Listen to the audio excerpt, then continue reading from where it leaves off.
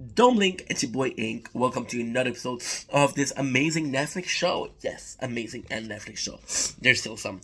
It is episode 2, season 1 of onimusha. What a fucking good episode to begin with. I could give you like a small intro, like a small recap of the last episode, but I'm thinking about how people are gonna be seeing this playlist, and I'm like, if I give out this playlist, is it gonna be boring for people? Is it gonna be boring that I'm not out there, like actually, factually, giving out facts, right? Who knows? Who knows? So let's start right away. Fuck the talking. We got Musashi, which is the MC. When he was first summoned, I thought he was sleeping, and we didn't know the who was summoning him. I thought it was possibly his masters telling him, because we basically know nothing about the MC past. I'm like, oh, maybe it's his master, but it was the only clan, the ex enemy of the demon, and it's crazy because at this point. The MC only put the gauntlet once. It's enough for him to have dream of the only clan, and the only clan is like, "Yo, we'll help you out. You have to help us out because the Gemma killed us. We're willing to help you out, but you have to kill the Gemmas." And it's basically the more you hear the scream, insane. So it's kind of cool because here we see two things, right? We're seeing that every time we kill a demon, we're feeding them. So yes, they're telling you we're gonna help you out, but you got something to gain out of it, which is also important. Possibly by master, not the only clan the enemy, possibly the gauntlet friends only give power in the gauntlet, and that's still the demon, right? Soul are only or friend all a dream. So again, what I'm trying to say is we don't know. We don't know. Are they only purely trying to help, or they just want revenge, or they actually are asking the main character to feed them souls so they can become back? Who knows at this point, right? So we still a dream, and I thought it was a dream, but then we realized where he is. There's still some bad emotion between the samurai and the monk because again the monk said I can't trust samurai, and the samurai are like, no, traveling with a monk is not, it's not something. Can you actually fight? Because so far the monk has not fight. So technically, the MC saw the monk was belonging to a clan of monk who knew how to fight, but the other character didn't see the clan. They didn't see how far they was going, right? So who knew? Their goal right now is to go to Yemen to confront them. They're trying to go to Yemen, right? We got Musashi Vision in the middle of a bridge. So we can see that he's losing grips of reality. And then you realize that he stopped there. Now there's two possibilities. Either he's afraid of heights, or he's afraid of or he was having a dream. It's not specified. It could be both. But you see him sweating and it's like, yo, don't talk to me. I'm trying to focus, right? It is don't talk to me because he's stressed out of his mind and scared, or is it just because he's whatchamacallit, he's having those visions, right? So we have the village had been abandoned, no scent. We got one of the assistant who has a really good sense of smell, so that's actually helpful here. I like the fact that in this episode we learn more about the assistant, but also what they bring to the table. We got the MC take the lead. The village is a battlefield. You can see arrows on door and arrows in windows. So yeah, it is a battlefield. Sai see MC as natural leader because again, they were questioning his leadership, and the doctor's like, yo, he's a pretty good fighter, bro, and he did kill the demon. He did kill Gensai, which is pretty impressive. So he said like, and again, Sai is my favorite assistant so far. The other aren't sure about the MC. They analyze the village and the importance of analyzing the assistants, right? So the importance of analyzing is how good the MC is, and his vision, and his goal, and his understanding of the situation. It is super important on battlefield. The assistant, they wonder about the mission and the MC goal because again, we don't even know the MC goal. We don't even know what he's trying to do. So it's normal that through them we're getting to wonder, and hopefully by responding to them, they respond to us. The MC the goal. Their own master betrayed them, so they don't really have a choice. Yes, they all follow the MC, but then was it because they had nowhere else to go? Who knows? And it's all a question of samurai honor, and I don't know samurai honor. And asked if they would have joined Masuki was crazy. One of the assistants think they were supposed to end like Geza, right? So the fact that Geza was actually one of the villain, was the this is kind of crazy because the assistant was led to become a traitor because he liked Yemen. But Githai was led by loyalty and by becoming a demon. So we're seeing something weird, and it's kind of weird because the master swordsman, the bad guy, the traitor, would he have led them for being sacrifices? If he had led them to Yemen, what would have happened then, right? Um, Everything leads to Yemen, to a mine. So there's gunpowder, there's tools for digging mines, right? So like, okay, well, there's a mine. Maybe Yemen is there. Um, Musashi, which is the main character, is hoping for a fight because then it would have been solved and easy peasy, right? But instead of finding a child, she might have known. He might have known. We know it's a girl, but when you see her, you don't know it's a girl. She's like, she don't. She might know what happened there, so they're searching for her. One of the assistants, I'm gonna call him Fatty because I don't know his real name. Sorry, I'm also fat. I guess I have it right to call people Fatty. Um, my apologies. So yeah, so you find them. You find the kid, but the kid is on a room where her grandparents are dead, and only the smell makes him puke. Right? The kid was hiding with possibly I thought possibly her parents, but it was instead her grandparents. Monk pray and the child joined. So the fact that the child joined is super important here. It serves a manner of telling us like it's a child. He's dealing with lost. There's another possibility that the child is willing to be is a believer. But what I do think is a child is looking for help.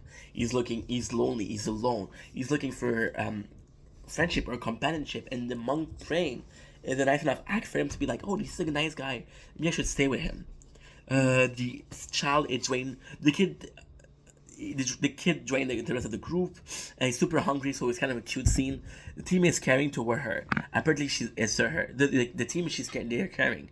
She's like, oh, yo, they're actually being nice to her. And the MC is like, yo, she's like, yo, I don't know if she can be of help. She chose to hide with dead people. We cannot trust her because again it's a fight, and a samurai like, yo, I'm not gonna bring a kid to a fight, right? Which makes sense. um the sole survivor, the proof that kid hiding during the peasant. So they were talking about how she was hiding and when there was such a place for hiding, and then we realized that the samurai, the peasant had to pay a tax to the feudal lord. So this is again Japanese lore. The feudal lord, Japanese lore. Yeah, so it's kind of important because again, it showed that there was this distance, and the samurai they have this honor, like, oh, disgusting, and people hide their shit so they don't get taxed. Then you got the main characters like, yeah, people are all the same, which is kind of cool because there's this vision of a samurai honor, and they seem that the debt as not honor. If you cannot pay the debt, then you can't pay the debt. You understand? She's afraid of samurai, right? Which basically means that Yemen was the one that did everything because she's afraid of samurai, which means she met samurai. But that she's afraid of samurai, and the fact that she met a samurai possibly means that the only samurai she ever met was a dick, right? So we got really cold hair, and it's shown that's really cold. And the girl, she's like, "Yo, they're coming," which is a sign that's important because it shows that okay, if they're coming, right? It's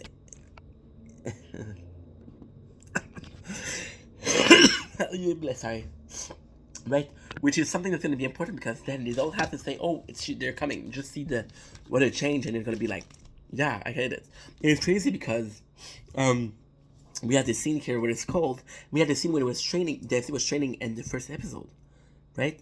And it was cold there too. So possibly, cold hair. Demons are coming, right?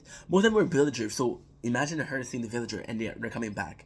We don't know how they turn. We don't know why they turn. We just know that we have to fight them. So, and it's cool because the MC said, "Yo, they're weaker. You can take them on." So the MC, what I like about this scene is like, yo, it's a shitty that he said they're weaker. You should take care of them, but it's also acknowledge the strength of anybody and say, yo, if they cannot take care of it, I'll help out. But they should be okay, right? So we got again.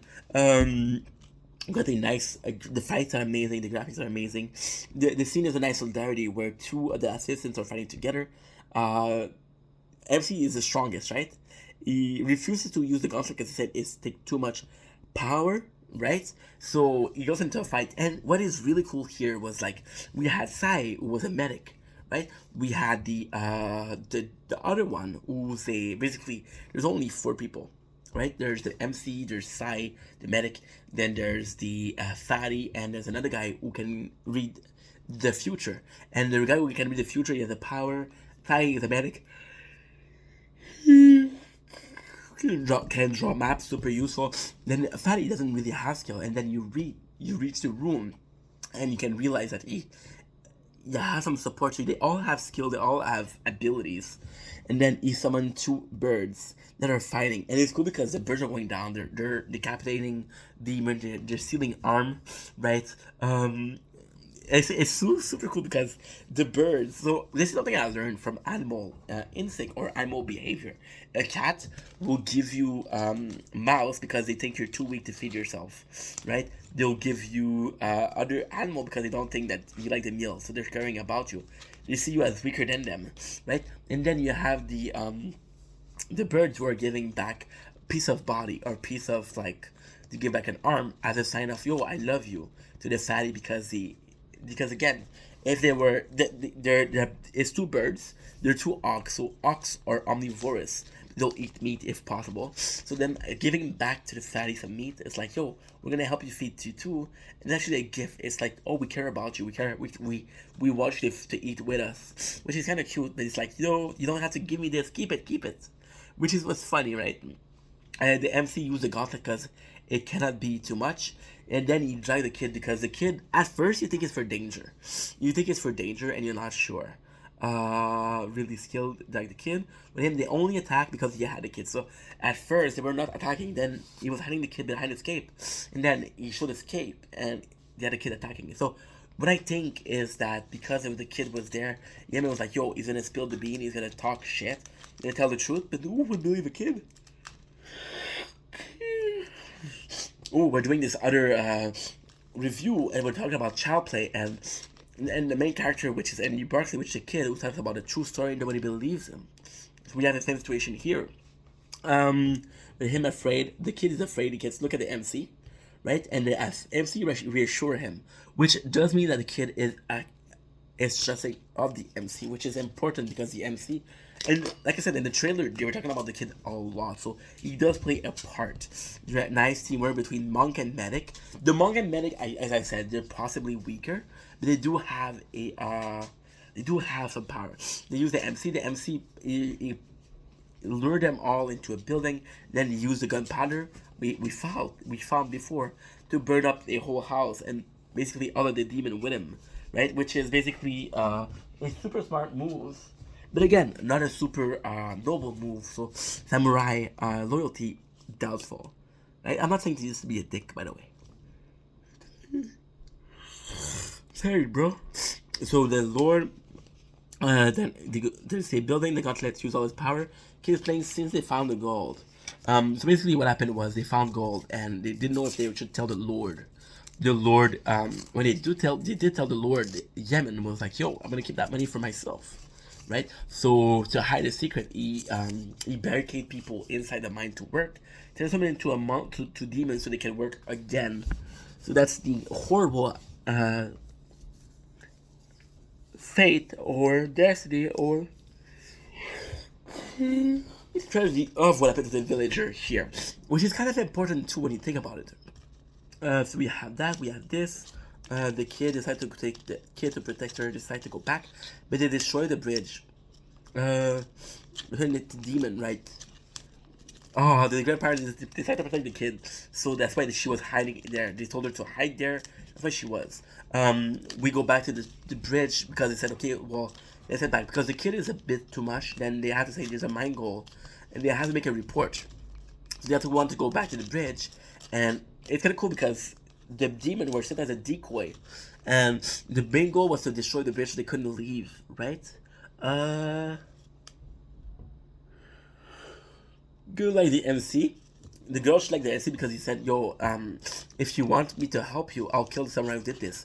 And by this he means I'll kill Yemen, which is this mission.